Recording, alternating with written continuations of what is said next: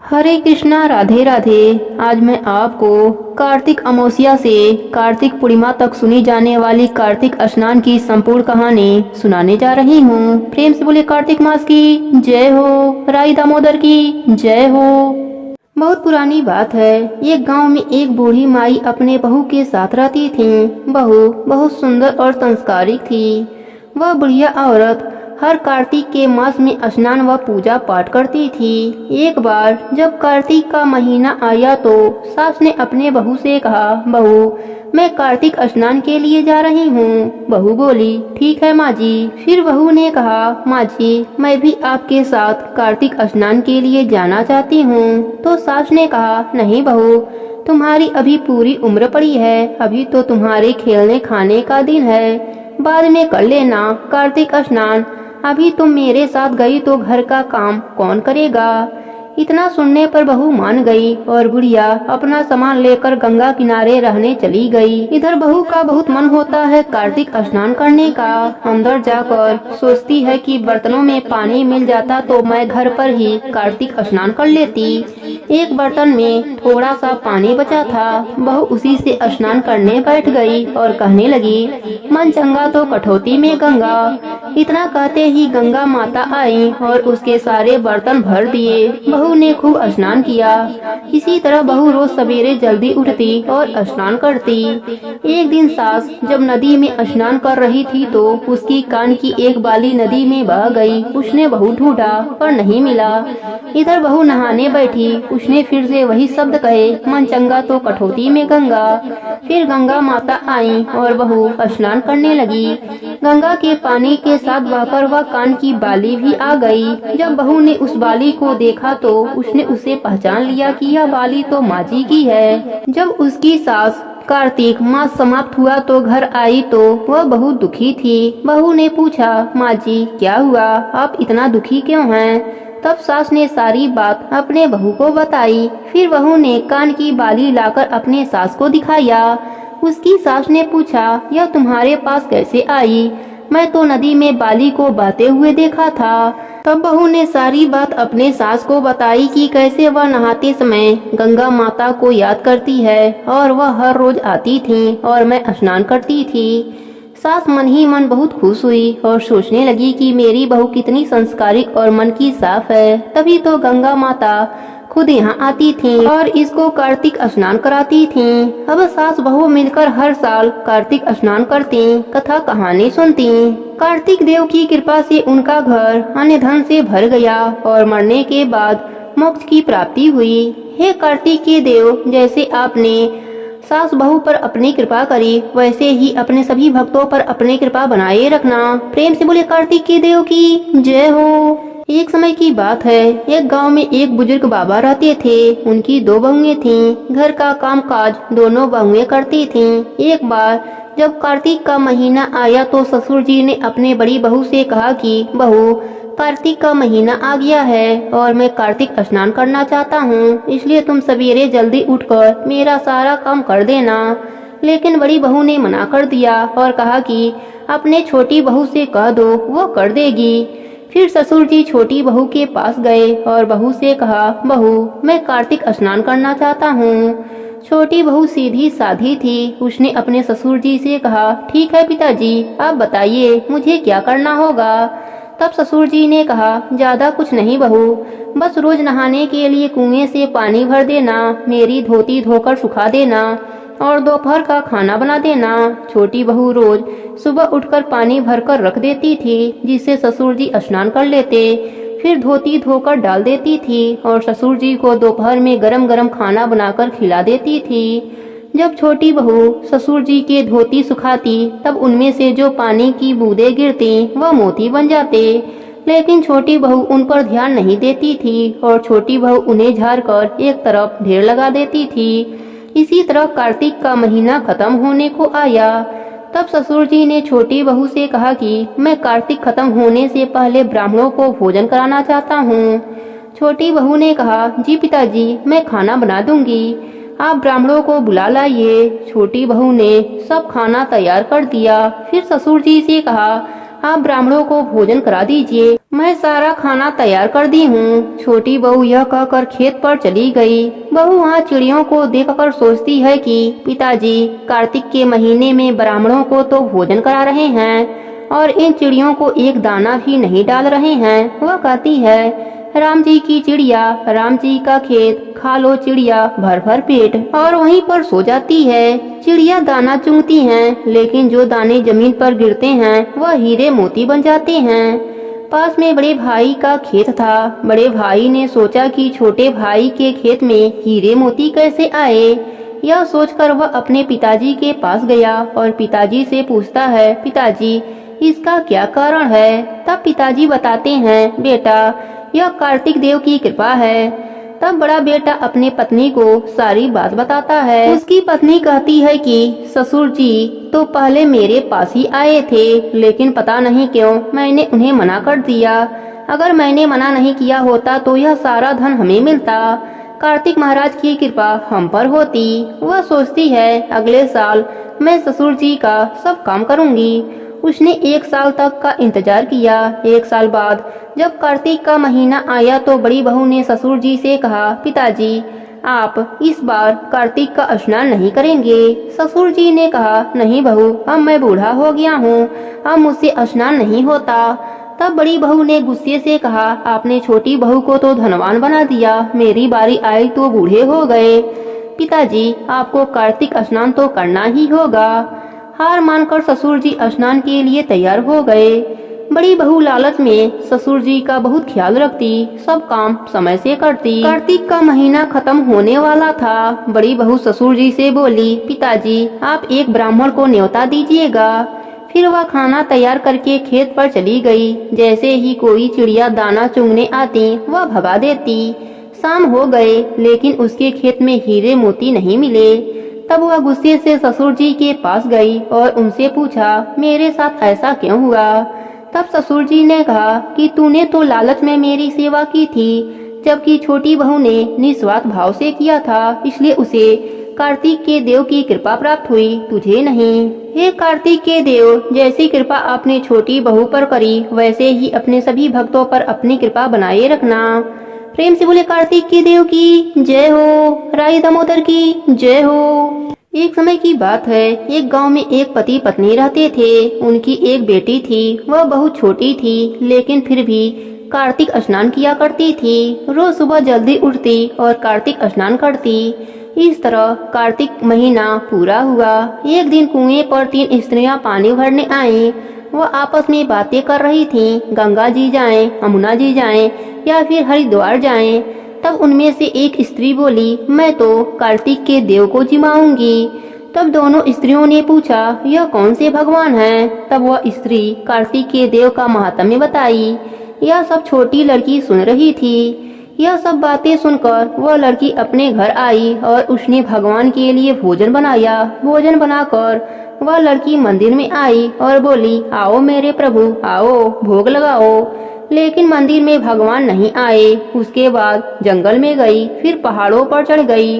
भगवान को बुलाते बुलाते सुबह से शाम हो गई, पर उस लड़की को भगवान नहीं मिले। भगवान जी यह सब देख रहे थे। उन्होंने सोचा, यह लड़की तो पहाड़ पर से गिरकर मर जाएगी और मुझ पर इसके हत्या का दोष लगेगा।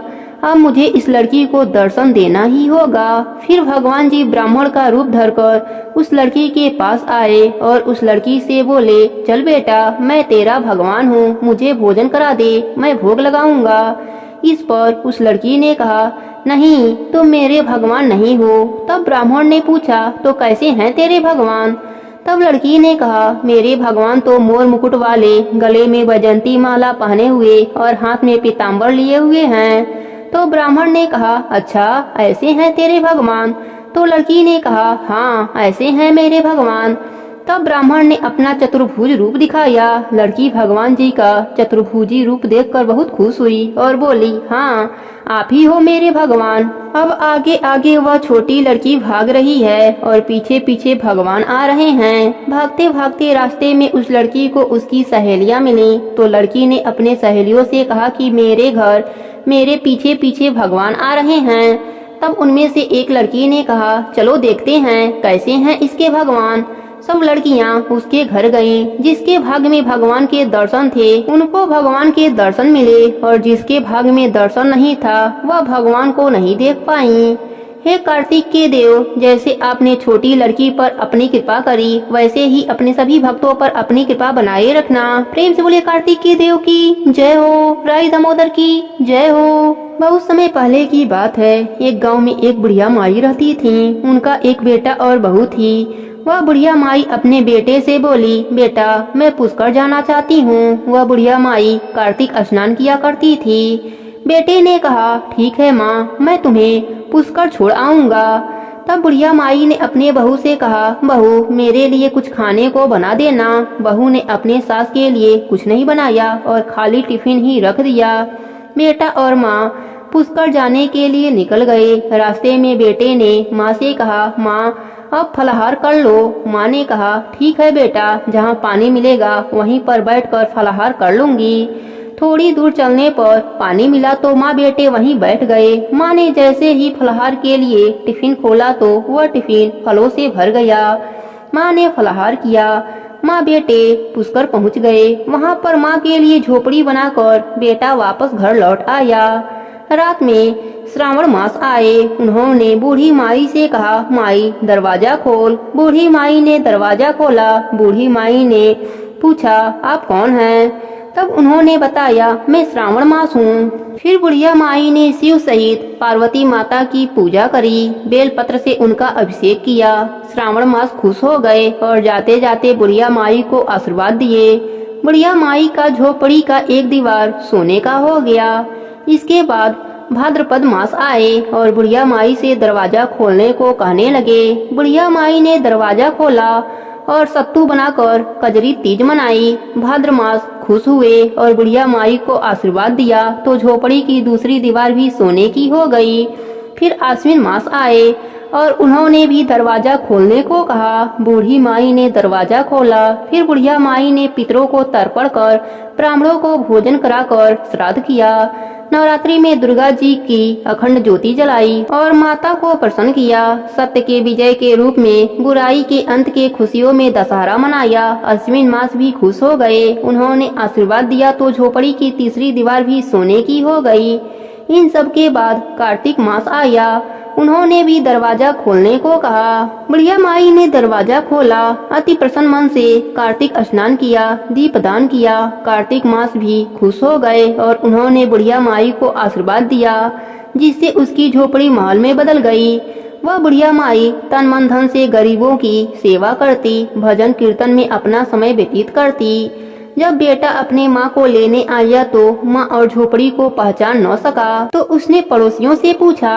पड़ोसियों ने सारी बात उसके बेटे से बताई। उसकी माँ की भक्ति की शक्ति के बारे में बताया, जिसे सुनकर बेटा माँ के चरणों में गिरकर बोला, माँ तुम धन्य हो, अब घर चलो। सामान के साथ माँ को बेटा घर वापस ले आया। घर आने पर सारी बात बहू को पता चली। उसने सास के ठाट देखे तो उसके मन में लालच आ गया और उसने सोचा, अगले साल मैं भी अपनी माँ को पुष्कर भेजूंगी, उसे भी वहाँ से इसी तरह बहुत सा धन धान मिलेगा। यह सोचकर जब अगला कार्तिक का महीना आया तो उसने अपने पति से अपने माँ को पुष्कर छोड़ आने को कहा। उसका पति अपने सास को पुष्कर छोड़ आया। अब बहू की माँ पुष्कर तो आ गई, पर उसका मन स्नान, दान और पूजा में थोड़ा भी नहीं लगता था। वह 4 समय भोजन करती, दिन भर सोती रहती।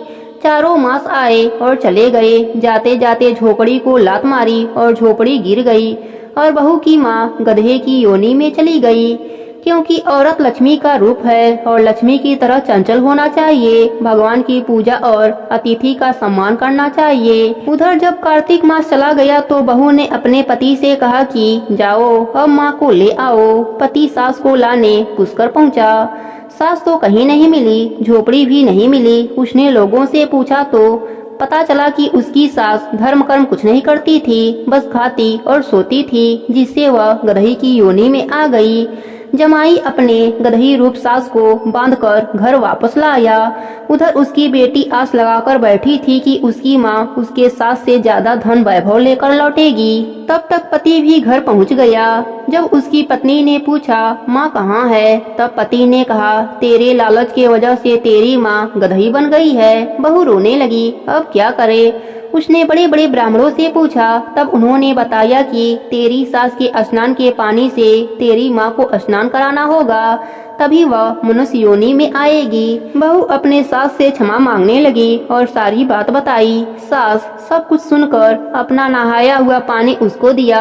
बहू ने उस पानी से अपने माँ को नहलाया। उसकी माँ पुनः मनुष्य योनि में आ गई। हे कार्तिक के देव, जैसे आपने बुढ़िया माई पर अपनी कृपा करी, वैसे ही अपने सभी भक्तों पर अपनी कृपा बनाए रखना। प्रेम से बोले कार्तिक के देव की जय हो, राई दामोदर की जय हो। एक गांव में एक बुढ़िया माई रहती थी। उनका एक बेटा और बहू थी। बुढ़िया अम्मा धार्मिक कार्य को करने में व्यस्त रहती थी।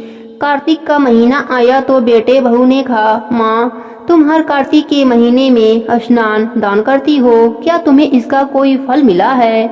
मेरे विवाह को 5 वर्ष हो गए हैं, परंतु ना तो कोई नौकरी लगी और ना ही तुम्हारा कोई पोता हुआ। माँ बोली, बेटा मैं कार्तिक के देव से पूछूंगी कि मेरे नित्य नियम का फल मुझे कब मिलेगा। इतना कहकर वह घर से निकल गईं। वह रास्ते में कार्तिक भगवान की जय बोलते हुए चली जा रही थीं। रास्ते में उन्हें एक आदमी मिला जिसे कोढ़ की बीमारी थी। वह बोला, माई आप कहाँ जा रही हो? बुढ़िया अम्मा ने कहा, भाई मैंने अपने जीवन में कार्तिक स्नान दान व्रत आदि किया है, लेकिन मेरे बेटे बहू कहते हैं कि इसका कोई पुण्य नहीं मिला है, इसलिए कार्तिक भगवान से मिलकर यह पूछूंगी कि मुझे इसका फल कब मिलेगा। तब कोढ़ी बोला, माई यदि तुम्हें भगवान मिले तो तुम मेरे भी दुख का निवारण पूछ लेना। जब मैं 13 वर्ष का था तभी से मुझे कोढ़ है, यह सजा मुझे किस कर्म से मिल रही है? बुढ़िया माई बोली, जरूर पूछ लूंगी। यह कहकर वह जय हो कार्तिक देव की कहते हुए आगे बढ़ गईं। चलते चलते रास्ते में उन्हें एक कुम्हार पति पत्नी मिले। उन्होंने पूछा, माई आप कहाँ जा रही हो? बुढ़िया माई ने सारी बात कुम्हार और कुम्हारन को बताई। कुम्हार सुनकर बोला, माई क्या आप हमारे दुखों का निवारण भगवान से पूछ लोगी? हमारा आजीविका केवल मटके बनाने से ही चलता है। पिछले 2 वर्षों से हमारे चाक पर टूटे फूटे मटके बन रहे हैं। कुछ भली प्रकार से बन भी जाते हैं तो वह पकाते समय फूट जाते हैं। ऐसा क्यों हो रहा है, आप जरूर पूछ लेना। बुढ़िया अम्मा बोली, जरूर पूछ लूंगी।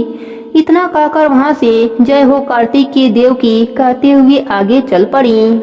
कुछ दूर जाने पर उन्हें एक सांप मिला। उसने कहा, मैं तुम्हें डसूंगा। बुढ़िया अम्मा ने कहा, जब मैं लौट कर आऊँ तब तुम मुझे डस लेना, अभी तो मैं कार्तिक भगवान से मिलने जा रही हूँ। सांप ने कहा, माई तुम्हें भगवान मिले तो मेरे दुख का निवारण भी उनसे पूछ लेना कि मेरी नागिन जब भी अंडे देती हैं तो उसमें से एक भी सपोला जिंदा नहीं रहता। हमें यह किन कर्मों का फल मिल रहा है? मैं जरूर पूछ लूंगी। यह कहकर वह आगे चल दी। उन्हें एक वृक्ष के नीचे बैठे महात्मा मिले। उन्होंने पूछा, बुढ़िया माई आप कहाँ से आ रही हो और कहाँ जा रही हो? बुढ़िया अम्मा ने अपने बेटे बहू द्वारा दिए तानों की सारी बात बताई। यह सुन महात्मा बोले, यदि तुम्हें भगवान मिल जाएं तो तुम उन्हें पहचानोगी कैसे?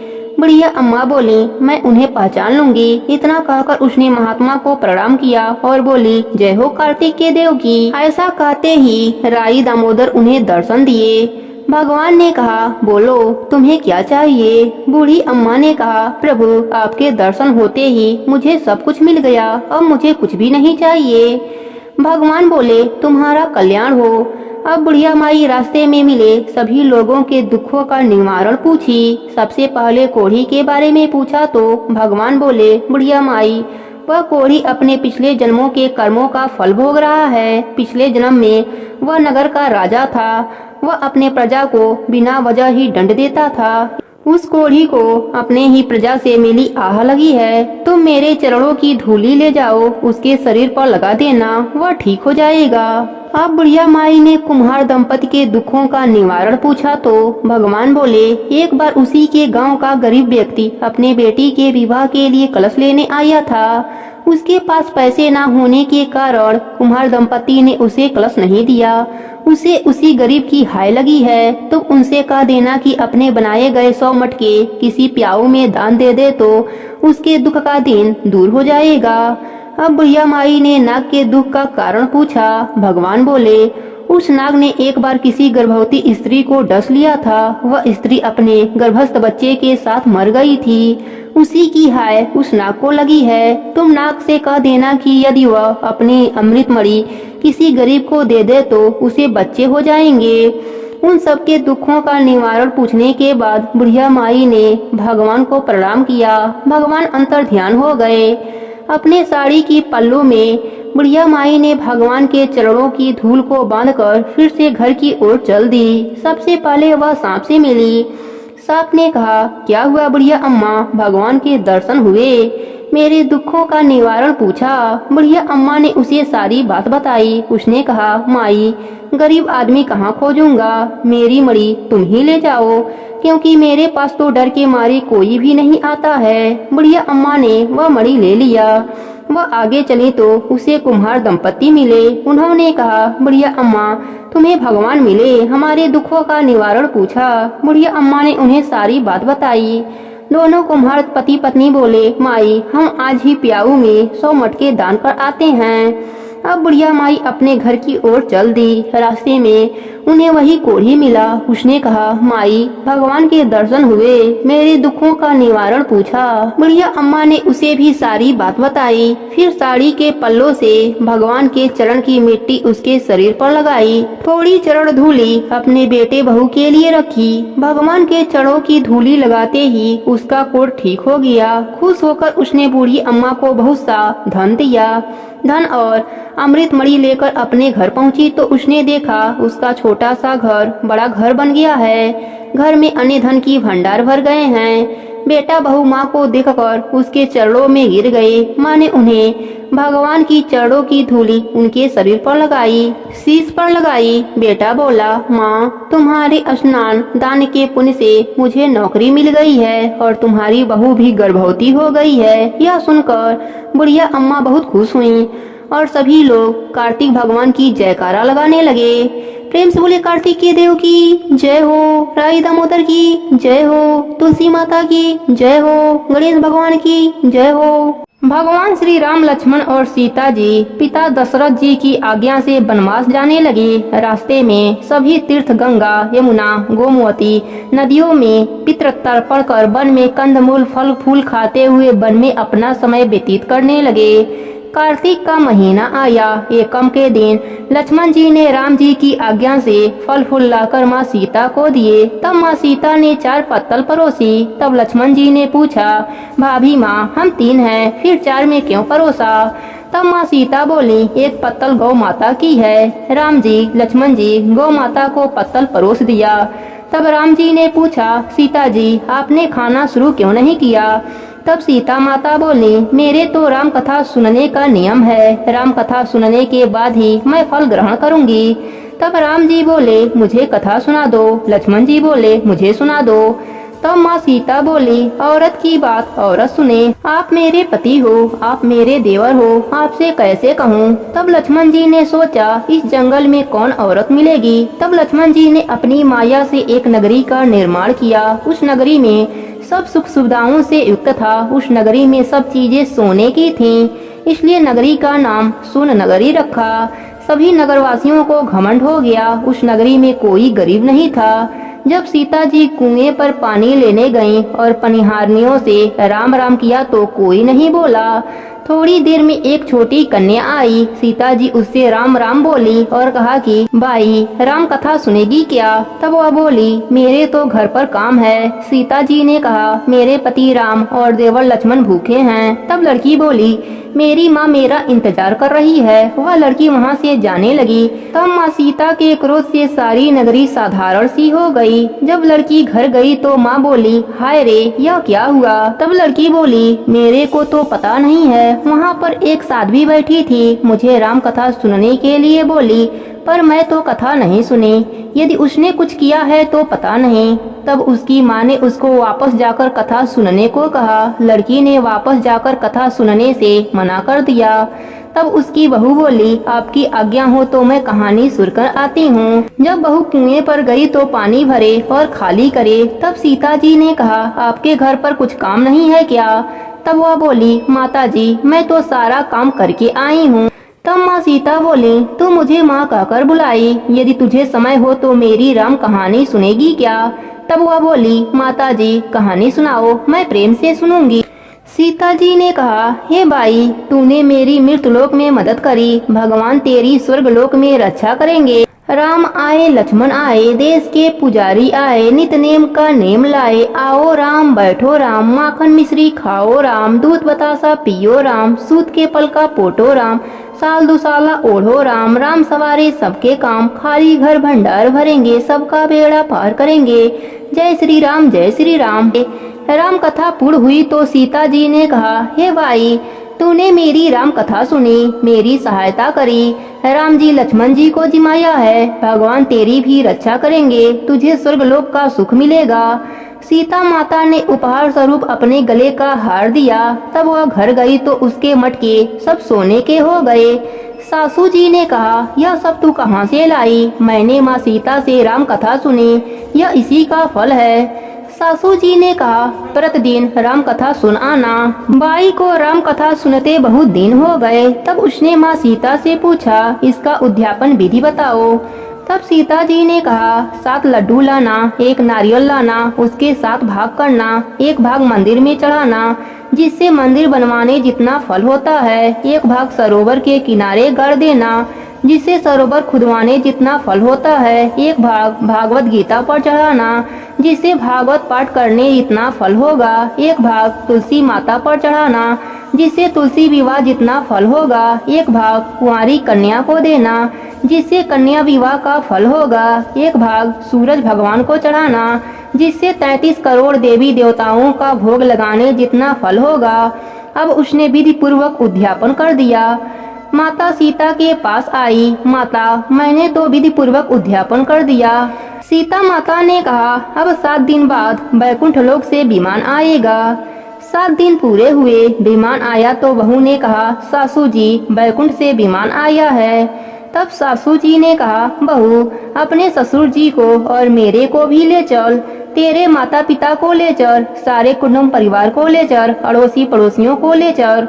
बहू ने सबको बैठा लिया, पर विमान खाली था। थोड़ी देर में उसकी ननद आई और देखते ही देखते विमान भर गया। तब बहू ने कहा, माँ सीता नंद बाईसा को भी बैठा लो। पर माँ सीता ने कहा, इसने कभी कोई धर्म पुण्य नहीं किया। तब बहू ने कहा, बाईसा आप पहले कार्तिक मास में राम लक्ष्मण की कथा सुनना, उसके बाद आपके लिए बैकुंठ लोक से विमान आएगा। गांव के सारे लोग एकत्र हो गए और पूछने लगे, बाई तूने ऐसा कौन सा धर्म पुण्य किया, हमें भी बताओ। तब बाई ने कहा, मैंने तो माता सीता से प्रतिदिन राम कथा सुनी और नियम से उद्यापन किया। तब समस्त ग्रामीण राम कथा सुनने की जिद करने लगे। तब बाई राम कथा कहने लगी, राम आए लक्ष्मण आए, देश के पुजारी आए, नित नेम का नेम लाए। आओ राम बैठो राम, माखन मिश्री खाओ राम, दूध बतासा पियो राम, सूत के पल का पोटो राम, साल दुसाला ओढ़ो राम। राम सवारे सबके काम, खाली घर भंडार भरेंगे, सबका बेड़ा पार करेंगे। जय श्री राम जय श्री राम। और सब नर नारी सुनने लगे। राम कथा संपूर्ण होते ही समस्त नगरी सोने की हो गई। बाई ने कहा, जो कोई राम कथा सुनेगा उसको मेरे समान ही फल मिलेगा। सब राम लक्ष्मण जी की जयकारा करने लगे और विमान बैकुंठ लोक को चला गया। 7 बैकुंठ के दरवाजे खुल गए। पहले द्वार पर नाग देवता, समस्त देवी देवता पुष्प वर्षा करने लगे। देवताओं ने पूछा कि तूने क्या पुण्य किया। तब उसने कहा, मैंने तो राम लक्ष्मण जानकी की कहानी सुनी। तो समस्त देवताओं ने कहा, वर मांग। तब उसने कहा, मेरे पास सब सिद्धियां हैं, मुझे यह वर दो कि जो भी श्रद्धा एवं भक्ति से राम कथा, राम लक्ष्मण जानकी की कहानी सुनेगा उसको मेरे समान ही फल मिले। सभी देवताओं ने पुष्प वर्षा करते हुए तथास्तु कहा। चारों ओर राम राम की जयकारा होने लगी। हे मेरी सीता माता, जैसे उन सबके भंडार भरे मेरी भी भरियो। लक्ष्मी जी का वास हो, अन्नपूर्णा का वास हो और अंत में बैकुंठ का वास हो। प्रेम से बोले सीता माता की जय हो, राम जी की जय हो। एक समय की बात है, एक गांव में दो देवरानी जेठानी रहती थीं। देवरानी तो पूजा पाठ वाली थी, धर्म कर्म वाली थी, लेकिन जेठानी का पूजा पाठ में बिल्कुल मन नहीं लगता था। वह कभी भी पूजा पाठ नहीं करती, कोई भी धर्म काम का काम नहीं करती, किसी को भी पानी की एक बूंद नहीं देती और देवरानी को भी करने से मना करती थी कि तू क्या सारा दिन पूजा पाठ में लगी रहती है, कभी मेरे साथ बाहर गांव खलिहान में घूमने चल, औरतों के साथ बैठकर बातें किया कर। लेकिन इन सब कामों को करने से देवरानी मना कर देती और कहती, जी जी मेरे से परपंच वाला काम नहीं होता, मेरा तो मन पूजा पाठ में ही लगा रहता है। पर जेठानी इस बात से बहुत परेशान रहती। वह हमेशा यही चाहती कि देवरानी का पूजा पाठ बंद हो जाए। वह इसलिए कि देवरानी का सभी गांव वाले बहुत मान सम्मान देते थे। अरे यह तो बहुत धर्मात्मा है, बहुत पूजा पाठ करती है। और यही सब बातें सुनकर जेठानी को अच्छा नहीं लगता था। वह कोशिश करती कि जितना भी हो सके उसकी पूजा पाठ में रुकावट डाल सके, विघ्न पैदा कर सके। वह रोज इन्हीं कोशिश में लगी रहती, रोज नए नए कांड खोजती रहती, लेकिन भगवान की कृपा से देवरानी अपनी पूजा पाठ संपन्न कर लेती। करते करते आया कार्तिक का महीना। अब देवरानी तो थी ही धर्म कर्म वाली, तो उसने कार्तिक के महीने में नित्य नियम करना शुरू कर दिया।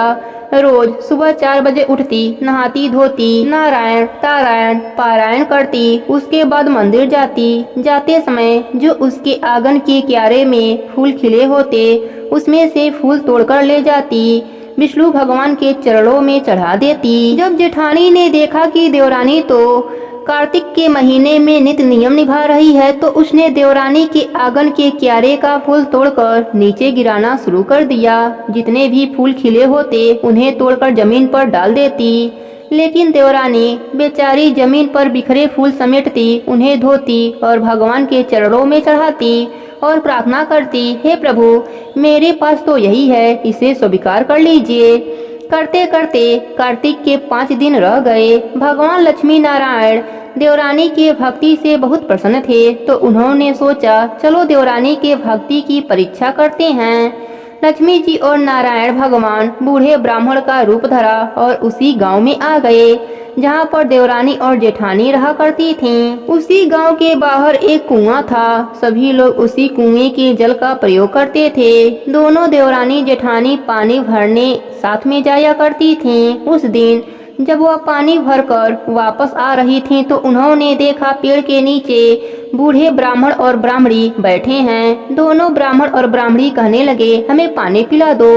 इस बात को सुनकर जेठानी बोली, मैं तो तुम्हें पानी नहीं दे सकती, इतने दूर से भरकर ला रही हूँ, मैं तो नहीं दे सकती। पर देवरानी कहने लगी, आप मेरे मटके के पानी में से पी लीजिए। उसने दोनों को पानी पिलाया। तब वह दोनों कहने लगे, हम यहाँ गांव में कुछ दिनों के लिए रहने आए हैं, यहीं पास में हमारी झोपड़ी है, क्या तुम हमारे लिए पानी की व्यवस्था कर दोगी? हम तो बहुत बूढ़े हैं, हम तो पानी भरने नहीं जा सकते। तब देवरानी कहने लगी, ठीक है, मैं आपके लिए पानी भरकर ला दिया करूँगी। तो उसने उसी दिन से उनके झोपड़ी में गई और उनके घड़े में पानी भरा। अब से वह रोज पानी लाती तो उनके झोपड़े में आधा पानी रख आती। इस बात से जेठानी गुस्सा कर बोलती, यह तुम क्या कर रही हो? इतने मेहनत से हम पानी लाते हैं और तुम उन्हें पानी दे देती हो। तब देवरानी कहती है, जी जी वह बहुत बूढ़े हैं, पानी कैसे लाएंगे? तब जेठानी बोलती है, ठीक है देख लो, मुझसे तो यह धर्म कर्म नहीं होता। इतना कहकर दोनों अपने घर को चले गए। अब देवरानी रोज उनके झोपड़ी में पानी रखाती, कोई काम होता तो वह भी कर देती, जैसे साफ सफाई, बूढ़े ब्राह्मण और ब्राह्मणी के कपड़े साफ कर देती, उन्हें नहला देती, पैर दबा देती। इस तरह से उनका छोटा मोटा काम कर देती। सारा कार्तिक का महीना पूरा हो गया। आखिरी दिन था। आखिरी दिन जब वह पानी भरकर अपने घर वापस आ रही थी, तो वही बूढ़े ब्राह्मण और ब्राह्मणी रास्ते में मिले। तब देवरानी पूछने लगी, अरे बाबा यहाँ क्यों बैठे हैं? तब वह कहने लगे, हम लोग अपने गांव जा रहे हैं। यहाँ तो हम इस गांव में कुछ दिनों के लिए रहने आए थे। हम अब वापस जा रहे हैं, लेकिन जाने से पहले तुम्हें एक चीज देना चाहते हैं। तुम हमारे साथ झोपड़ी पर चलो। तब वह कहने लगी, ठीक है बाबा, चलिए। जेठानी ने सोचा पता नहीं क्या देंगे। लालच बस जेठानी कहने लगी, क्या मुझे नहीं लेकर चलेंगे? हाँ हाँ, मुझे क्यों लेकर चलेंगे? मैंने थोड़ी ना आपको पानी पिलाया है, मुझे क्यों लेकर जाएंगे? तब विष्णु भगवान बोले, बेटी ऐसी बात नहीं है, तुम भी हमारे साथ चलो।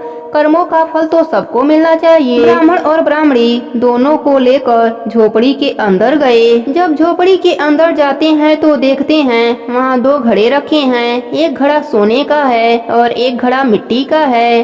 ब्राह्मण कहते हैं, देखो बेटी, तुम दोनों एक एक घड़ा ले जाओ। जो तुम्हारे कर्म में होंगे उनके हिसाब से इन घड़ों में से तुम्हें मिलेगा। जेठानी तो बहुत खुश हुई। सोने का घड़ा देखकर वह तो फटाफट गई। देवरानी से पहले उस सोने के घड़े को उठा लिया। घड़े के मुख पर कपड़ा बंधा हुआ था। बूढ़े ब्राह्मण कहने लगे, इसे तुम कल खोलना, आज नहीं खोलना। कल नहा धोकर खोलना। जैसे तुम्हारे कर्म होंगे उनके हिसाब से तुम्हें उपहार मिलेगा। ब्राह्मण की बातें सुनकर जेठानी तो बहुत खुश हुई, क्योंकि उसने सोचा मेरा घड़ा तो सोने का है, जरूर इसमें हीरे मोती होंगे। दोनों अपने अपने घड़े को लेकर अपने घर आई। जेठानी ने तो अपना घड़ा अलमारी में अच्छे से बंद करके रख दिया, क्योंकि उसे लगा चोर चुरा ले जाएंगे।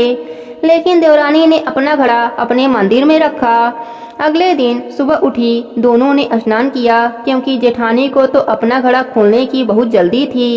पूजा पाठ वह करती नहीं थी। उसने जब फटाफट जाकर घड़ा लाकर खोला तो उसमें राख भरी पड़ी है। वह तो बहुत हैरान हुई और घड़ा भी सोने से बदलकर मिट्टी का बन गया था। उधर देवरानी रोज की तरह नित्य नियम करने के बाद घड़ा खोला तो उसमें हीरे मोती से भरा पाया। वह बहुत खुश हुई। इतने में जेठानी लड़ती झगड़ती उसके घर आ गई। तूने मेरा घड़ा क्यों चुरा लिया? देवरानी ने कहा, नहीं जीजी, मैंने आपका घड़ा नहीं चुराया है। मैं तो आपके घर गई भी नहीं थी। पर जेठानी नहीं मानी और जबरदस्ती देवरानी का घड़ा ले लिया और अपना घड़ा दे दिया। जेठानी घड़ा लेकर जो अपने घर आई, वह घड़ा मिट्टी का हो गया और उसमें राख भर गई। फिर जेठानी को बूढ़े ब्राह्मण की बातें याद आई कि तुम सबके कर्मों का फल मिलेगा। तब उसे अपने ऊपर बहुत पछतावा हुआ कि मैंने अपने कीमती समय परपंच में लगा दिया। जब मेरे कर्म ही बुरे थे तो मुझे इस राख के अलावा और क्या मिलेगा? जेठानी रोती रोती अपने देवरानी के पास आती है और उससे क्षमा मांगने लगती है। तब देवरानी कहती है, जीजी, आप हमसे नहीं भगवान से माफी मांगिए। इसके बाद अब देवरानी और जेठानी मिलकर नित्य नियम से भगवान की पूजा पाठ करने लगे। प्रेम से बोलिए कार्तिक मास की जय हो, राई दामोदर की जय हो। एक साहूकार था। वह रोजाना उठकर खाना खाने बैठ जाता था। उसके घर में उसके बेटा बहू थे। बहू रोजाना बड़बड़ करती कि ससुर जी इतने उम्र के हो गए और बिना नहाए धोए पूजा पाठ किए बिना ही खाना खा लेते हैं। वह रोजाना ऐसे ही बोलती रहती थी। कहती थी, ससुर जी कुछ तो नियम ले लो, अगर पूजा पाठ नहीं करना तो कोई बात नहीं। लेकिन ससुर जी तो सुनते ही नहीं थे। अब कार्तिक का महीना आया।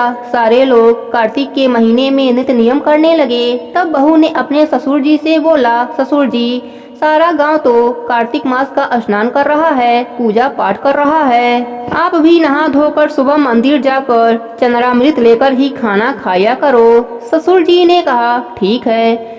सोचा चलो आसान नियम है, कर लेंगे। पास में ही मंदिर भी है, आराम से यह नियम रोजाना हो जाएगा।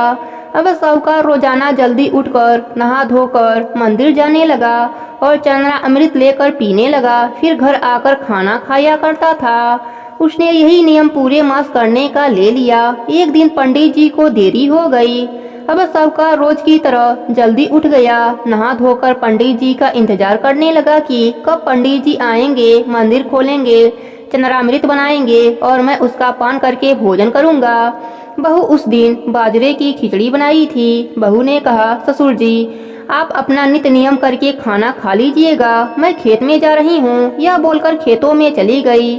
अब साहूकार ने सोचा खिचड़ी तो ठंडी हो रही है, पंडित जी भी अभी तक आए नहीं, अब मैं क्या करूं? यह सोचता हुआ कभी खिचड़ी को देखता तो कभी मंदिर के गेट को देखता। फिर उसने खिचड़ी खाने की सोची। जैसे ही खिचड़ी में हाथ डाला वैसे ही पंडित जी आकर मंदिर का गेट खोल दिए। साहूकार तो खिचड़ी लगे हाथों को लेकर मंदिर में चला गया। पंडित जी तुलसी पत्र डालकर भगवान विष्णु को स्नान कराए और चंद्रामृत को साहूकार को देने लगे तो साहूकार बायां हाथ आगे किया। तब पंडित जी ने कहा कि साहूकार जी, आज बाएं हाथ में चंद्रामृत क्यों ले रहे हो? सीधे हाथ में ले लो। लेकिन सीधा हाथ तो खिचड़ी से सना हुआ था। फिर पंडित जी ने साहूकार का सीधा हाथ पीछे से आगे कर दिया तो देखा हाथों में छोटे छोटे सोने चांदी की घुघरियां लटक रही हैं। साहूकार यह देखकर बहुत खुश हुआ और आधी मंदिर में चढ़ाई और आधी घर लाई। बेटे बहू भी बहुत खुश हुए। साहूकार ने सोचा, जीवन में धर्म पुण्य नित्य नियम जरूर लेना चाहिए। अगर मैं यह नियम नहीं लेता तो मुझे कैसे पता चलता कि भगवान जी की कृपा कैसी होती है। साहूकार ने उसी दिन से भगवान की पूजा पाठ करना शुरू कर दिया और जीवन में धर्म कर्म के सारे काम करने लगा। हे चंद्रामृत भगवान, जैसे आपने साहूकार की लाज रखी वैसे ही सबकी रखना। प्रेम से बोले विष्णु भगवान की जय हो, कार्तिक मास की जय हो।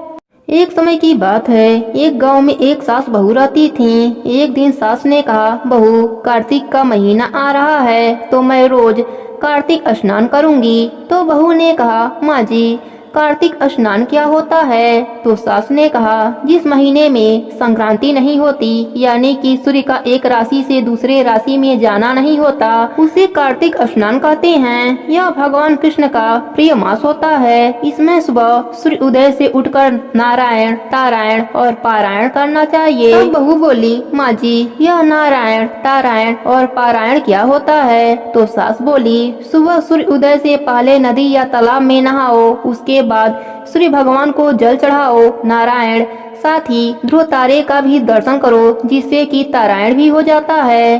तब बहू बोली, माँ जी यह पारायण क्या होता है? तब सास बोली, पारायण मतलब भगवान का पूजा करके रामायण पाठ, भागवत पाठ या राई दामोदर की कथा सुन लो, इसे ही पारायण कहा जाता है। तब बहू ने कहा, माँ जी मैं भी इस बार कार्तिक स्नान करूंगी। तब सास ने कहा, नहीं नहीं, तू भी स्नान करेगी तो घर का काम कौन करेगा? बहू डर गई। उसने कुछ भी सास के आगे नहीं कहा, पर मन में अपने ठान लिया कि मैं भी कार्तिक का स्नान करूंगी। दूसरे दिन सास तो सुबह 4 बजे उठी और तालाब में स्नान के लिए चली गई। इधर बहू भी उठ गई। उसने सोचा, मटके के नीचे का हुंडा पानी से भरा हुआ है तो वह उसी से नहा लेगी, इसी को वह तालाब समझ लेगी। और उसके बाद उसने नारायण तारायण भी कर लिया।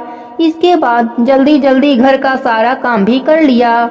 उसने सोचा, कहीं सासू जी आ गईं तो लड़ेंगी और डांट लगाएंगी। ऐसा करते करते 3 से 4 दिन निकल गए। बहू साथ में सारा काम भी करती, पानी भी भरने जाती। एक दिन कुएं से पानी लेने गई तो उसका मटका उस दिन उठा ही नहीं। उसने सोचा, रोज तो उठा लेती हूँ, आज क्यों नहीं उठ पा रहा है? यह कहते हुए बहू सोच में पड़ गई। तभी एक नौजवान लड़का दिखाई देता है तो बहू कहती है, भाई मेरा घड़ा उठा देना, पता नहीं क्यों आज उठ नहीं रहा है। तो लड़का घड़ा उठा देता है। अब तो रोज का नियम हो गया, बहू से घड़ा उठे नहीं और बहू रोज उस लड़के को बुलाती और वह लड़का आकर घड़ा उठा देता और कहता, सास नहाए उंडे और बहू नहाए कुंडे, ऐसा बोलकर चला जाता। एक दिन बहू ने उससे पूछा कि भाई तू ऐसा क्यों बोलता है कि सास नहाए उंडे और बहू नहाए कुंडे? तब उस लड़के ने बोला, तुम नहाती हो ना कुंडे में? तो बहू ने कहा, पर तुम्हें कैसे पता? उसने कहा, हमें सब पता है। तो बहू ने सोचा, शायद मैंने ही कहीं बड़बड़ाया होगा तो इसने सुन लिया होगा। तो फिर बहू ने पूछा, अच्छा बताओ तुम्हारा नाम क्या है? उसने कहा, तुम मेरा नाम जानकर क्या करोगी? मैंने तुम्हारा काम कर दिया ना, यही बहुत है। तो ऐसा कहकर वह चला जाता है।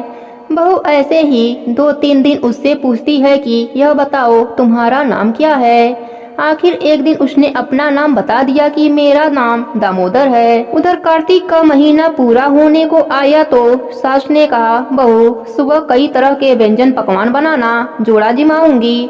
अब बहू सोचने लगी कि स्नान तो मैंने भी किया है, पर मैं किसे जिमाऊंगी। तो यही सोचते सोचते बहू पानी लेने गई तो दामोदर घड़ा उठाने के लिए आया तो बोलता है, बहन आज तुम उदास क्यों हो। बहू बोलती है, भाई मैं क्या करूं, स्नान तो मैंने भी किया, मेरी सासू माँ जोड़ा जिमाएगी, पर मैं किसे बुलाऊं।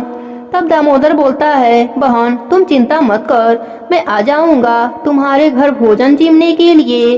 तब बहू कहती है, पर मैं तुम्हें बुलाऊंगी कैसे। तो दामोदर कहता है, तुम 2 थाली में भोजन लगाकर तुलसी वृंदावन के पास रख देना, गरुड़ घंटी बजा देना, मैं स्वयं आ जाऊंगा। बहू घर में जाती है, कई प्रकार के व्यंजन पकवान बनाती है। सासू माँ का जोड़ा जिमने के लिए आ जाते हैं तो आगे आसन लगाकर भोजन जिमाती है और पीछे के दरवाजे से 2 थाली में भोजन लगाती है और आसन लगाती है और तुलसी वृंदावन के बाहर 2 थाली में रखकर गरुड़ घंटी बजा देती है। तभी भगवान दामोदर रुक्मणी जी के साथ आते हैं और भोजन करने बैठ जाते हैं। बहू बहुत प्रसन्न मन से सामने बैठे सासू माँ के जोड़े को भोजन जिमाने लगी और इधर तुलसी वृंदावन में बैठे दामोदर और रुक्मणी जी को भोजन जिमाने लगी। अब इधर सासू माँ का जोड़ा भोजन जिम लिया तो सासू माँ ने उन्हें दक्षिणा देने लगी, वस्त्र देने लगी। बहू अपने मन में सोचने लगी कि मैं अपने जोड़े को दक्षिणा और वस्त्र कहाँ से दूं। भगवान दामोदर ने बहू के मन के बात को जान लिए और बोले, बहन तुम चिंता मत करो, हमारे हाथ में तुलसी का पत्र और मंजरी रख दो। तब बहू ने ऐसा ही किया, तुलसी पत्र और मंजरी रख दिया। जैसे ही दामोदर जी के हाथ में तुलसी गई, तुलसी पत्ता सिक्का बन गया और मंजरी वस्त्र बन गए। तब दामोदर भगवान ने साक्षात बहू को दर्शन दिए और बहू का घर हीरे मोती अन्य धन से भर दिया। इधर सासू माँ अपने जोड़े को विदा करके बहू को बुलाने आती है कि बहू चलो हम दोनों भी भोजन कर लेते हैं। बहू को देखा, बहू सोने चांदी हीरे मोतियों से सजी हुई है और जहाँ पर भोजन बना रही थी पूरा घर अन्य धन हीरे मोतियों से जगमगा रहा है। तब सासू माँ आश्चर्यचकित होकर देखने लगी। तब बहू ने अपने सासू माँ को सारी बातें बताई। सासू माँ ने कहा, बहू तू बड़ी भाग्यशाली है, तुम्हारे यहाँ साक्षात दामोदर जी रुक्मणी जी भोजन करने आए। तो बहू ने कहा, सासू माँ यह सब आपके कारण संभव हुआ, यदि आप मुझे कार्तिक मास के महत्व को नहीं बताती तो मैं यह सब कैसे कर पाती। सास बहू का इस तरह से कार्तिक स्नान और भोजन कराने का फल मिला। हे दामोदर जी, हे कार्तिक के देव, जैसे आपने बहू पर अपनी कृपा करी वैसे ही अपने सभी भक्तों पर अपनी कृपा बनाए रखना। प्रेम से बोली राई दामोदर की जय हो। एक समय की बात है, एक नगर में एक राजा और रानी रहते थे। रानी हर साल कार्तिक स्नान के लिए जाया करती थी। राजमहल में एक इल्ली और एक भून थे। उन दोनों में बहुत दोस्ती थी, वह दोनों रोज बातचीत करते। इस साल कार्तिक के महीने में इल्ली ने सोची कि मैं भी कार्तिक स्नान कर आऊं। तो इल्ली से उस घून ने कहा कि चलो घून भाई, अब की बार कार्तिक स्नान के लिए चलते हैं। तो घून ने मना कर दिया।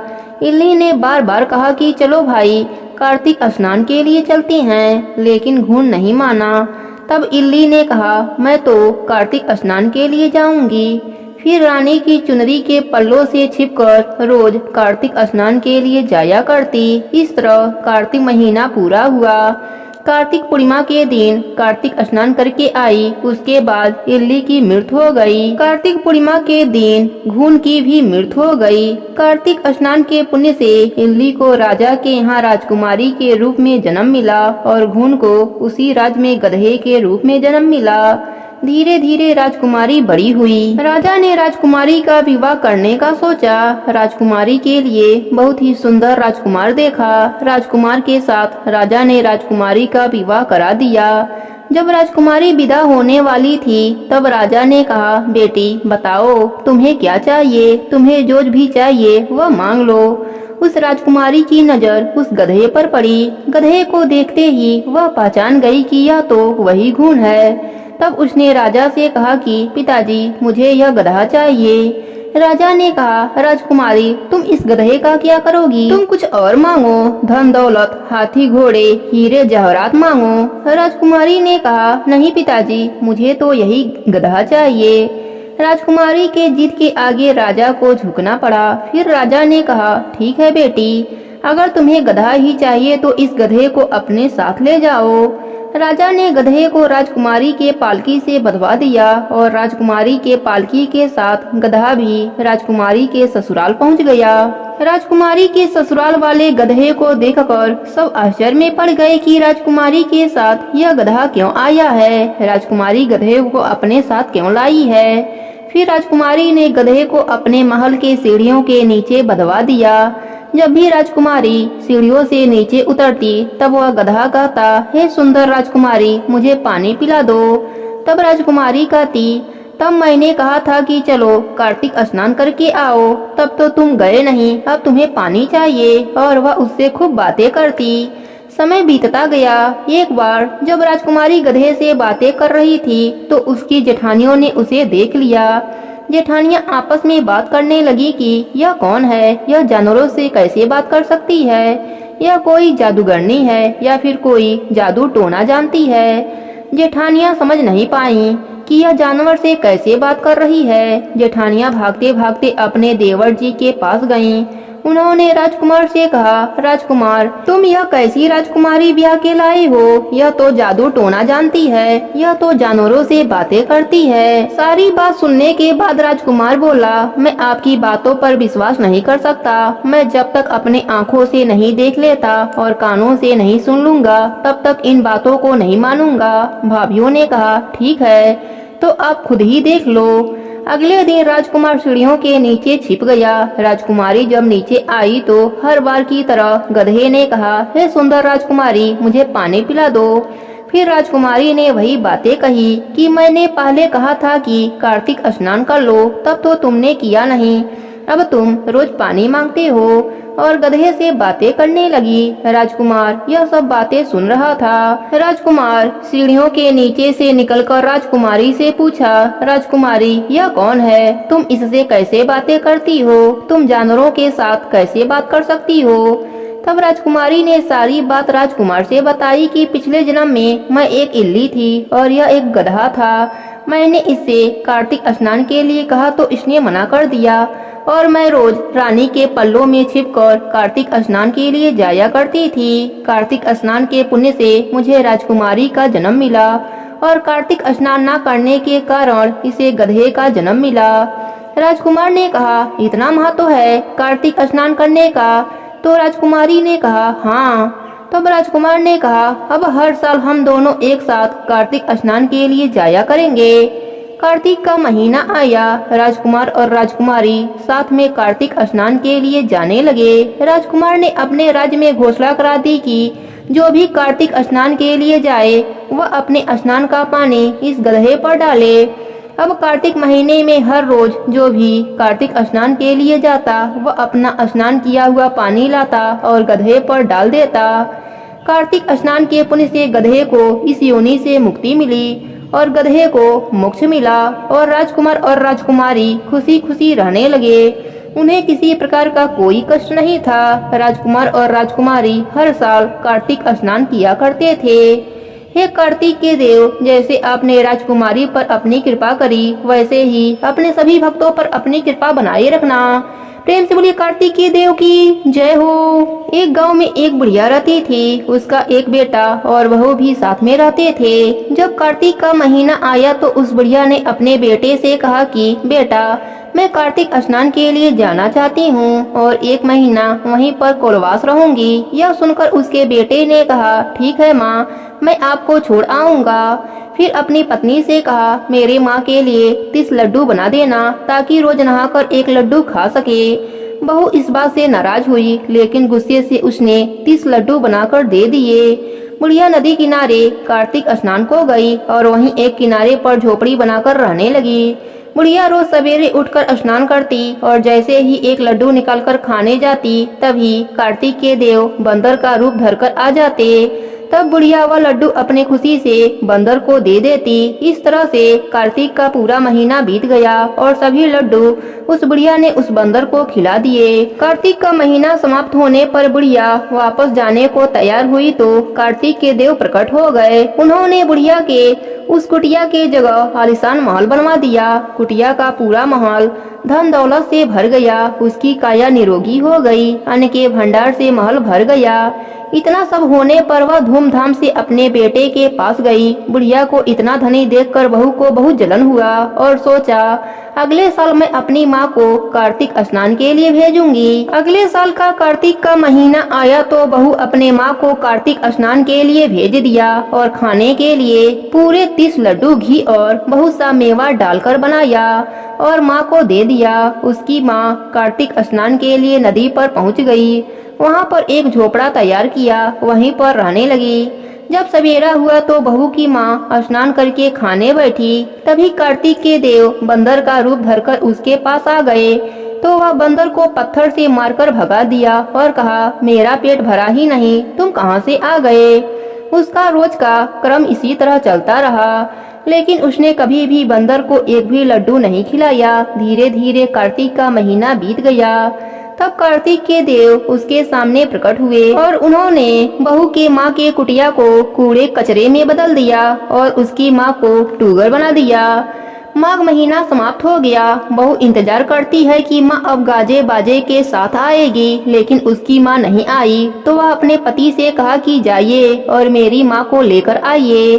तब लड़का उसकी माँ को लेने गया तो वहाँ देखता है कुटिया के जगह कूड़ा कचरा का ढेर लगा है और उसकी ऊपर उसकी सास डूगर बनकर बैठी है। लड़के को देखकर कार्तिक के देव प्रकट हुए और बोले, बेटा, तुम्हारी माँ ने सच्चे मन से कार्तिक का स्नान किया, पूजा पाठ किया, कथाएं सुनी, इसलिए तुम्हारी माँ पर मैं अत्यंत प्रसन्न होकर उसे आशीर्वाद दिया। लेकिन तुम्हारी सास पापी मन से यह कार्य किया और कार्तिक महीने में बेटी के घर का अन्न खाया, इसलिए मैं इससे बहुत नाराज हूँ। इस कारण से यह डूगर बन गई है। हे कार्तिक के देव, जैसे आपने लड़के की माँ पर अपनी कृपा बरसाई, वैसे ही अपने सभी भक्तों पर अपनी कृपा बनाए रखना। प्रेम से बोले कार्तिक देव की जय हो। बहुत समय पहले की बात है। एक गांव में एक सास बहू रहती थीं। सास बहुत कंजूस स्वभाव की थी। वह धर्म पुण्य तो बहुत करती थी, लेकिन भगवान के सेवा पूजा से ज्यादा उसका ध्यान पैसे पर रहता था। एक बार उसने व्रत किया, सारे परिवार और पड़ोसियों को खाने का निमंत्रण दिया। उसने सोचा कि अगर मैं ब्राह्मण भोज करा दूं तो उद्यापन भी हो जाएगा, पर अगर कोई पेटू ब्राह्मण आ गया तो उसे भोजन कराने में बहुत खर्चा हो जाएगा। उसने अपने बहू से कहा, मुझे एक ब्राह्मण को जिमाना है, तुम एक काम करो, कोई छोटा सा लड़का देखकर न्योता देकर आ जाओ और एक व्यक्ति की रसोई ज्यादा बना लेना। बहू घर से बाहर गई। कुछ दूर पर ब्राह्मण के लड़के गेम खेल रहे थे। बहू ने उन्हीं में से एक को बुलाकर कहा कि तुम 12 बजे हमारे घर पर भोजन करने आ जाना। लड़के ने कहा, मेरा नाम गणेशा है, तुम मुझे गणेशा गणेशा पुकारना, मैं उसी समय आ जाऊंगा। बहू ने घर जाकर रसोई में खाना बनाया। उसके बाद वह घर से बाहर गई। कुछ दूर पर आकर उसने ब्राह्मण बालकों को खोजा, पर उसे कोई नहीं मिला। फिर बहू को बालक का कहा याद आया और उसने गणेशा गणेशा पुकारा। तब अचानक से वह बालक बहू के सामने आ गया। बहू उसे घर लेकर आ गई और कहा, ब्राह्मण देवता, आप हाथ मुंह धो लो। फिर बहू ने सुंदर थाली में भोजन सजाकर उस बालक के सामने रख दिया। सास छोटे से ब्राह्मण को देख बड़ी खुश हो रही थी। साथ ही मन में सोच रही थी कि बड़े ही कम खर्च में ब्राह्मण भोजन हो जाएगा। उस बालक ने पूरा भोजन समाप्त कर दिया। फिर और भोजन लाने को कहा। वह खाता ही जा रहा था, उठने का नाम ही नहीं लिया। धीरे धीरे वह बालक पूरे घर और मेहमानों का भोजन चट कर गया। सास बहू को मन ही मन कोस रही थी कि कैसे को न्योता दिया, पर अब क्या किया जा सकता था। भोजन करने के बाद उस लड़के ने दक्षिणा में चांदी का सिक्का मांगा। यह बात सुनकर बहू का बुरा हाल हो रहा था। उसके पास चांदी का सिक्का नहीं था। बहू सास के पास सिक्का मांगने आई। सास ने उसे 2-4 बातें सुनाकर चांदी का सिक्का यह सोचकर दिया कि अगर दक्षिणा नहीं दिया तो ब्राह्मण भोजन का पुण्य हमें नहीं मिलेगा। बहू ने ब्राह्मण बालक के पाँव पूजे और सिक्का देकर उसे विदा किया। जैसे ही वह बालक विदा हुआ, तब सास बहू ने मुड़कर घर के भीतर देखा। घर में खूब हीरे मोती चमक रहे थे। सास बहू दोनों धन देखकर बहुत खुश हुए और बोले, गणेश जी का हम पर कृपा हुआ है। हमारे धन्य भाग जो हमारे घर गणेश जी भोजन करने पधारे। अब सास बहू मिलकर गणेश भगवान का नित्य नियम निभाने लगे। गणेश भगवान की कृपा से उनके घर में रिद्धि सिद्धि का वास हो गया। हे गणेश जी महाराज, जैसे आपने सास बहू पर अपनी कृपा करी, वैसे ही अपने सभी भक्तों पर अपनी कृपा बनाए रखना। कहानी अधूरी हो तो पूरी करना, पूरी हो तो मान रखना, सबके व्रत को पूर्ण करना। प्रेम से बोले गणेश भगवान की जय हो, पार्वती माता की जय हो, भोलेनाथ की जय हो, राई दामोदर की जय हो, कार्तिक मास की जय हो। एक समय की बात है, एक गांव में एक ब्राह्मण और ब्राह्मणी रहते थे। उनके कोई भी संतान न थी। ब्राह्मण नित्य नियम से सुबह नदी में स्नान करने जाता और घर आकर पूजा पाठ करता था। एक दिन ब्राह्मण नदी स्नान करने के बाद जाने लगा तो पीछे से किसी ने आवाज दी, बाबा मैं भी आऊं। उस ब्राह्मण ने पीछे मुड़कर देखा पर वहाँ कोई नहीं था। फिर से चला तो फिर से आवाज आई, बाबा मैं भी चलूं। ब्राह्मण ने सोचा कोई दिखाई तो देता नहीं, कौन बुला रहा है।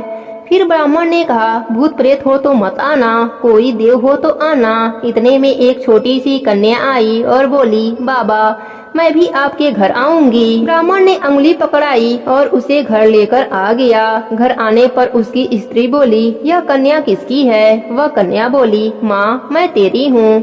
ब्राह्मणी ने ब्राह्मण से पूछा, क्या बात है? ब्राह्मण ने सारी बात बताई। उन दोनों ने उसे बेटी कहकर पुकारा। वह दोनों पति पत्नी खुश हुए और बोले, इसका क्या नाम रखें? ब्राह्मण बोला, इसका नाम तुलसी रख देते हैं, यह हमारे आंगन की तुलसी है। अब तुलसी खेलने कूदने लगी। माता पिता भी उसे बड़ा ही प्रेम करते थे। वह बड़ी हुई तो माता पिता उसकी शादी की चिंता करने लगे। तब तुलसी बोली, मेरी चिंता आप मत करो, मुझे तो स्वयं श्री हरि लेने आएंगे, आप लोग तैयारियां करो। शादी का मुहूर्त निकला। कार्तिक शुक्ल एकादशी के दिन तुलसी जी का विवाह शालिग्राम जी के साथ हो गया।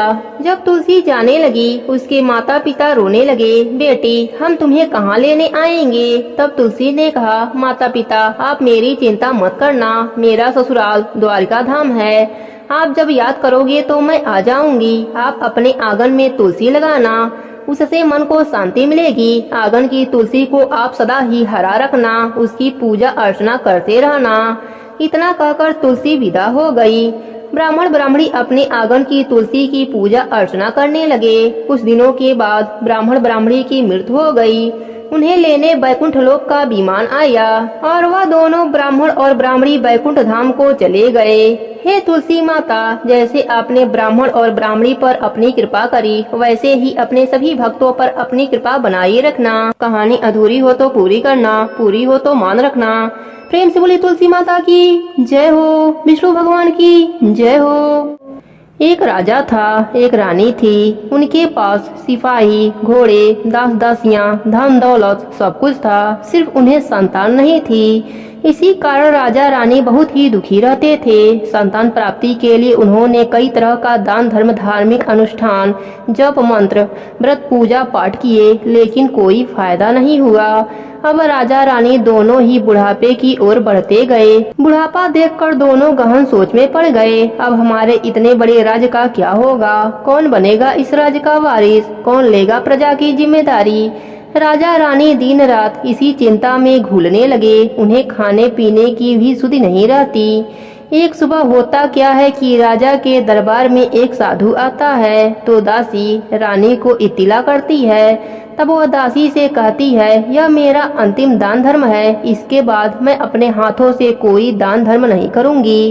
रानी चावल भरा छाछ हाथ में लेकर बाहर आती हैं और साधु की झोली में भिक्षा डालने आगे बढ़ती हैं तो उनके चेहरे पर छाई उदासी साधु के दृष्टि में आती है। वह उनसे पूछता है, रानी साहिबा क्या हुआ, आप क्यों इतने उदास हैं? तब रानी साधु को सारी हकीकत बताती हैं और सिसकने लगती हैं। उस पर वह साधु कुछ पल गंभीर हो जाता है और कहता है, चिंता मत करना रानी साहिबा, आपकी संतान की इच्छा पूरी होगी। आपकी कोख से एक पुत्र जन्म लेगा। मात्र वह 14 साल तक ही आप लोगों को मिलेगा।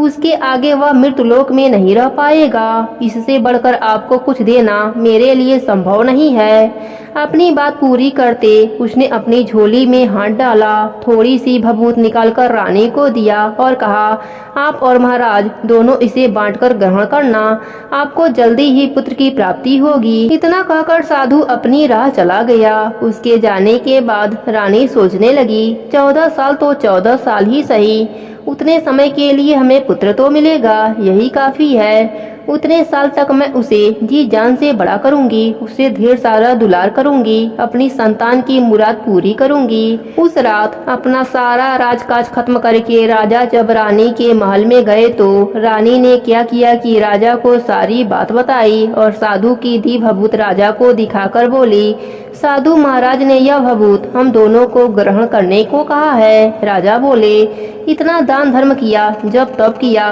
कोई फल नहीं मिला, अब इस भभूत से हमें संतान की प्राप्ति कैसे होगी। उस पर रानी बोली, जब इतना सब कुछ किया तो यह भी सही, आप उस साधु के क्रोध को क्यों बुलावा दे रहे हैं। राजा को अब किसी पर विश्वास नहीं था, लेकिन पत्नी को दुख न पहुँचे इसलिए वह राजी हो गए। राजा राजी हो गया तो फिर क्या होता है कि राजा रानी दोनों नहाते धोते हैं, फिर अपने भगवान का नाम स्मरण करते हैं, अपने पुरखों को स्मरण करते हैं और उस साधु महाराज का नाम स्मरण करके वह भभूत बांट कर दोनों खा लेते हैं। इसके बाद दोनों निश्चिंत होकर सो जाते हैं। कुछ दिन गुजर जाते हैं और साधु द्वारा कहे अनुसार रानी गर्भवती हो जाती हैं। अब तो राजा रानी दोनों की खुशी गगन में नहीं समाती। राजा रानी से बोला, महारानी सचमुच साधु महाराज की कृपा हो गई। 9 माह 9 दिन 9 घंटे पूरे होकर रानी ने एक सुंदर गोरे चिट्ठे पुत्र को जन्म दिया। राजा ने बड़ी धूमधाम से पुत्र का नामकरण किया। सारे राज्य में 8 दिन तक भोजन करवाया, उत्सव मनवाया। अब पुत्र की कुंडली देखने के लिए राज्य के सबसे विद्वान पंडित जी को बुलाया तो कुंडली देखकर पंडित जी बड़े चिंतित हो गए। कहने लगे, महाराज हमारा राजपुत्र सिर्फ 14 साल तक हमारे पास रहेगा। राजा को इस बात की भनक थी ही, रानी को भी साधु महाराज की बात याद थी। दोनों चुप रह जाते हैं। उसके बाद राजा और रानी बड़े लाड प्यार से बेटे की परवरिश करते हैं, उसकी हर ख्वाहिश पूरी करते हैं। थोड़े समय के लिए ही सही, भगवान ने संतान की अपनी मुराद पूरी कर दी थी, इससे वे समाधान मानते हैं। राजपुत्र दिन प्रतिदिन बड़ा होता है। जब वह 7 साल का हो जाता है तो राजा एक अच्छे गुरु की नियुक्ति करके उसे पढ़ाई लिखाई, राजशास्त्र, शस्त्र विद्या, घुड़सवारी इत्यादि 12 विद्याओं का शिक्षण देते हैं। जब वह सब शास्त्र विद्या में पारंगत हो जाता है और 12 साल की उम्र का हो जाता है तब एक अच्छी सी राजकन्या खोजकर उसकी शादी कर देते हैं। 2 साल और बीत जाते हैं। बेटा 14 साल का हो जाता है। एक दिन राजपुत्र राजा से बोलता है, पिताजी मैं अपना सारा राज घूमकर देखना चाहता हूँ। आज तक मैंने सिर्फ इस राजवाड़े के अतिरिक्त कुछ नहीं देखा है। बेटे की बात सुनकर राजा चिंतित हो जाता है, क्योंकि पुत्र को 14वां साल शुरू हुआ था। अब कोई अनहोनी होने का वक्त नजदीक आ पहुँचा था, लेकिन राजा यह सब बातें पुत्र को नहीं बताता। वह कहता है, हाँ हाँ बेटा जरूर जाओ, तुम्हें अपना सारा राज घूमकर देखना चाहिए, कहाँ क्या है यह सब जानना चाहिए। कल मेरे बाद तुम्ही को तो राजा बनना है। मात्र एक बात ध्यान रखो, तुम जहाँ भी जा रहे हो, क्या कर रहे हो, यह बात अपने पत्नी को मत बताना। पुत्र कहता है, ठीक है पिताजी, आपने जो कहा मैं वैसा ही करूँगा। तो होता क्या है कि राजपुत्र दिन भर अपने पत्नी के साथ मौज मस्ती करता है, खुशियां मनाता है और रात को ठीक 12 बजे बिस्तर से उठकर बाहर चला जाता है। फिर पाँव फटने से पहले वापस अपने महल में आकर सो जाता है। ऐसे बहुत दिनों तक चलता रहा। अब पुत्र का 14वां साल खत्म होने में कुछ दिन ही बाकी रहते हैं। इतने में क्या होता है कि उसकी पत्नी यानी छोटी रानी रात में जाग जाती हैं। वह देखती हैं कि बिस्तर पर राजपुत्र नहीं है। वह महल में सब जगह देखती हैं तो राजपुत्र कहीं भी नजर नहीं आता। अब वह क्या करें, किससे कहें, वह चुपचाप रहती हैं। फिर भोर होने पर वह देखती हैं कि उनका पति अपने जगह पर आकर सो गया है। वह पति से कुछ नहीं पूछती, लेकिन दूसरी रात भी वैसे ही होता है। तीसरी रात, चौथी रात, ऐसे बहुत दिन तक चलता है। रानी बहुत ही चिंतित हो जाती हैं। पति रात को कहाँ जाता है, किससे मिलने जाता है। उनके मन में ढेर सारे सवाल उठते हैं, लेकिन उसे पूछने में उन्हें डर लगता है। शायद पति गुस्सा कर बैठे। सास ससुर से पूछने के बारे में सोचा तो उनकी कुल मर्यादा बीच में आ जाती थी। तो इस तरह मन ही मन वह कूदती रहती हैं। इस हालत में उन्हें खाने पीने में दिलचस्पी नहीं होती, वह दुबली पतली हो जाती हैं। तो उस राज्य में फूल बेचने वाली एक बूढ़ी मालिन थी। वह हमेशा छोटी रानी को फूल देने उनके महल में आती थी। उस बुढ़िया का ध्यान छोटी रानी पर जाता है। वह उनसे पूछती है, बेटी तुम्हें किस बात का दुख है, तुम इस तरह सूख कर कांटा क्यों बन रही हो। उस पर रानी कहती है, क्या बताऊं तुम्हें अम्मा, तुम्हारा राजपुत्र हर रात बिस्तर पर से उठकर कहीं चला जाता है और सुबह भोर होते ही वापस आकर सो जाता है। वह कहाँ जाता है, प्रेमिका से मिलने जाता है क्या, यह सोच सोच कर मैं अन्न जल ग्रहण नहीं कर पाती और सूख कर कांटा बन रही हूँ। बुढ़िया सब बात सुनकर उसे एक उपाय बताती है। तो बेटी ऐसा करना, आज रात तुम सोना मत, उसके पीछे जाकर देखना कि वह कहाँ जाता है, क्या करता है, उसकी अच्छी तरह से पहरेदारी करना। पर मुझे नींद आ गई तो तुम्हें नींद न आए, इसलिए एक काम करना, अपने बाएं हाथ की अंगुली में एक जख्म करना, उस पर थोड़ी सी मिर्च लगाना। इससे तुम्हें बड़ी जलन होगी और उस पीड़ा से तुम्हें रात भर नींद नहीं आएगी। रानी बुढ़िया के कहे अनुसार करती हैं। उंगली की जलन से उन्हें बड़ी देर तक नींद नहीं आती, लेकिन बाद में वह सो जाती हैं। दूसरे दिन सुबह बुढ़िया फूल लेकर उनके महल में पहुंचती है और पूछती है, क्या हुआ बेटी, देख पाई कि अपने पति को, कहाँ जाता है। रानी कहती है, नहीं अम्मा, पहले कुछ समय जलन के कारण मुझे नींद नहीं आई, पर कुछ देर बाद मैं सो गई। बुढ़िया कहती है, कोई बात नहीं, आज तुम उंगली पर पहले से ज्यादा बड़ा जख्म करना और ज्यादा मिर्च लगाना। तो रानी वैसा ही करती है, परंतु वह सिर्फ पति के बिस्तर से उठकर बाहर निकलने वक्त तक जाग पाई। वह उनके पीछे नहीं जा सकी क्योंकि उसकी आंखें उस समय तक मूंद गई थी। दूसरे दिन सुबह बुढ़िया आती है तो उनसे पूछने से पहले ही रानी रो रो कर कहती है, अम्मा मैं आज भी उनकी पहरेदारी ठीक से नहीं कर पाई। बुढ़िया कहती है, रोना नहीं बेटी, सब कुछ ठीक हो जाएगा। तुम आज रात जख्म और बड़ा करना और उस पर ज्यादा मिर्च लगाना।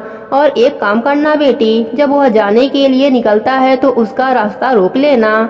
बुढ़िया ने जैसा बताया रानी ने वैसा ही किया। आज रात उसे नींद नहीं आती। पति रात 12 बजे बिस्तर से उठकर जब महल से निकलने के लिए चलने लगता है तो वह बुढ़िया ने जैसा बताया वैसा ही करती है। दौड़कर जाकर पति का रास्ता रोकती है और कहती है, कहाँ जा रहे हो, किससे मिलने जा रहे हो, मुझे बताओ।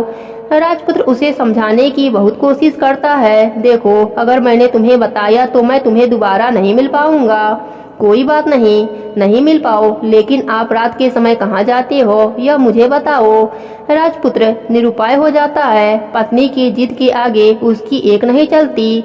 ठीक उसी समय उसका 14वां साल खत्म होकर 15वां साल लगने वाला था। जो होता है वह हो जाने दो, वह सोचता है और कुछ चावल मंत्रों से सिद्ध करके पत्नी को देकर कहता है, इन चावलों के दानों को दोनों हाथों की मुट्ठी में पकड़ना। पहले दाएं हाथ में पकड़े चावल मेरे ऊपर फेंकना, मैं कौन हूँ तुम्हें पता चल जाएगा। बाद में बाएं हाथ में पकड़े चावल मेरे ऊपर फेंकना, मैं जैसा था तुम्हें मिल जाऊंगा। लेकिन यदि तुम बाएं हाथ के चावल मेरे ऊपर फेंकना भूल गई तो मैं तुम्हें कभी नहीं मिल पाऊंगा। नहीं भूलूंगी, रानी बड़े आत्मविश्वास के साथ कहकर दाएं हाथ में पकड़े चावल पति के ऊपर फेंक देती है।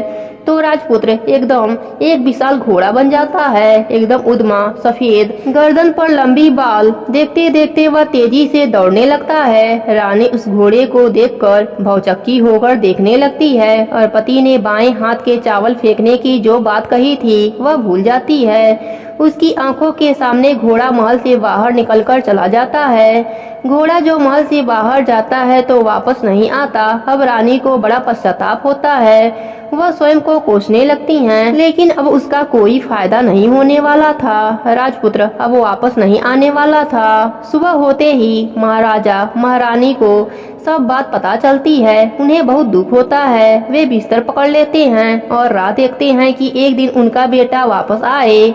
इस तरह 1 महीना गुजर जाता है, 2 महीने गुजर जाते हैं, 3 महीने गुजर जाते हैं, आखिर 6 महीने पूरे हो जाते हैं। राजपुत्र का कोई अता पता नहीं लगता। प्रधान राजपुत्र को ढूंढने के लिए राज्य के गांव-गांव सिपाही भेजता है, लेकिन उन्हें कोई सफलता नहीं मिलती। इधर रानी अपनी हट के कारण पति गायब हो गया यह सोचकर स्वयं को मन ही मन कोसती है और प्रण लेती है कि कुछ भी करके पति को ढूंढ लाऊंगी और उसे वापस घर लेकर आऊंगी। एक दिन वह सुबह उठकर सास ससुर के महल में जाती है और कहती है कि मैं अपने पति की खोज में जा रही हूँ। महाराजा महारानी को और क्या चाहिए था, कुछ भी करके उनका बेटा उन्हें वापस मिलना चाहिए था। वे बहू को जाने की अनुमति देकर कहने लगे, बेटी तुम्हें जो चाहे वह कर लो, जहाँ जाना है वहाँ जाओ, लेकिन हमारे बेटे को वापस लेकर आओ, भगवान तुम्हें कामयाबी दे। अब रानी क्या करती है कि अपना शाही भेष बदलकर एक सेठानी बन जाती है। कुछ दास दासियों को, कुछ नौकरों को साथ ले लिया, कुछ सामान साथ ले लिया और राज्य के सीमा पर जाकर वहाँ एक भोजनालय खोल दिया। वहाँ आने वाले सब यात्रियों को खाना मुफ्त में देने लगी। मात्र एक शर्त थी कि खाने वाले को उसकी देखी हुई कोई अजीब चीज उस मालकिन को बतानी होगी, यानी राजकन्या को बतानी पड़ेगी। तो वहाँ आने वाला हर नागरिक अपनी तरफ से मैंने यह देखा, मैंने वह देखा कहकर वहाँ से मुफ्त खाना खाकर जाता था। परंतु रानी को जो बात चाहिए वह अभी तक नहीं मिली थी। ऐसे ही कुछ दिन बीत गए तो इधर क्या होता है कि रानी के महल में फूल लेकर जाने वाली बुढ़िया के एक बेटा और बहू थे। उनका एक छोटा बेटा था, यानी बुढ़िया का एक पोता था। तो बेटा और बहू सुबह काम के लिए निकलते थे तो पोते को संभालने की जिम्मेदारी बुढ़िया पर रहती थी। बुढ़िया दिन भर पोते को संभालती थी। एक दिन होता क्या है कि बुढ़िया को पान खाने की आदत थी, तो पान लगाने के लिए चूना चाहिए था। वह उसे तैयार करने के लिए सीपियाँ लेकर आई। उन सीपियों को भूनने के लिए गोबर के कंडे चाहिए थे। कंडे इकट्ठा करने के लिए वह बांस की टोकरी लेकर चरवाहे के मैदान में गई। वहाँ बहुत सारे कंडे थे। उन्हें जमा करते करते उसे घर आने में अंधेरा हो गया। इस ओर शाम होते ही काम से वापस बेटा बहू घर पहुँचे तो देखा कि बच्चा घर पर अकेला है और रो रहा है। वे दोनों गुस्से से लाल पीले हो गए। इतने में बुढ़िया घर आ गई। बेटा ने पूछा, पोते को घर अकेला छोड़कर कहाँ गई थी? बुढ़िया बताने लगी कि मैं गोबर के कंडे इकट्ठे करने गई थी। इस पर बेटा बोला, दोबारा बच्चे को अकेला घर पर छोड़कर यदि कहीं गई तो मैं तुम्हें बहुत पीटूंगा। बुढ़िया कहने लगी, नहीं बेटा, फिर कभी ऐसा नहीं करूंगी। लेकिन दूसरे ही दिन बुढ़िया वह बात भूल गई और फिर चौराहे के मैदान पर कंडे इकट्ठा करने लगी। शाम को जब बेटा बहू काम से वापस लौटे तो देखा कि बच्चा घर पर अकेला है और रो रहा है। अब उसके बेटे की सहन शक्ति खत्म हो गई और बुढ़िया के वापस आने पर उसे घर से निकाल दिया। बुढ़िया रात भर घर के बाहर अंधेरे में बैठी रही और सुबह होते ही हाथ में टोकरी लेकर कंडे इकट्ठा करने के लिए निकल गई। उस दिन उस पर कंडे इकट्ठा करने का मानो पागलपन सवार था। कंडे इकट्ठा करते करते कब अंधेरा छा गया उसे मालूम ही नहीं चला। उसे जब ध्यान आया तो गांव का रास्ता भी ठीक से दिखाई नहीं दे रहा था। वह अंधेरे में आंखें फाड़ कर देखती देखती किसी तरह आगे निकल पड़ी। तो होता क्या है कि एक कपिला गाय छन छन की आवाज करते, गले की घंटी बजाते ठुमुक कर उस मैदान पर आ गई। उसे देखकर बुढ़िया सोचने लगी कि इस गाय के पीछे पीछे जाऊंगी तो गांव तक पहुंच जाऊंगी। तब बुढ़िया उसके पीछे पीछे जाने लगी। वह गाय क्या करती है कि उस मैदान से लेकर एक एक करके 6 मैदान पार करती है। आखिर में वह 7वें मैदान पर पहुंचती है तो क्या होता है कि उस मैदान पर एक बड़ा सा पत्थर होता है। गाय जाकर उस पत्थर को अपने सींग से मारती है। सींग मारा तो वह पत्थर दूर हट गया और पाताल में जाने की सीढ़ियां दिखाई देने लगी। तब वह गाय उन सीढ़ियों से नीचे जाने लगी। बुढ़िया यह सब देखती रही और झट से जाकर गाय की पूंछ पकड़ लिया। पूंछ पकड़कर वह गाय के साथ नीचे पाताल में पहुंच गई। पाताल में पहुंचते ही तुरंत गाय की पूंछ छोड़ दी और इधर उधर देखने लगी।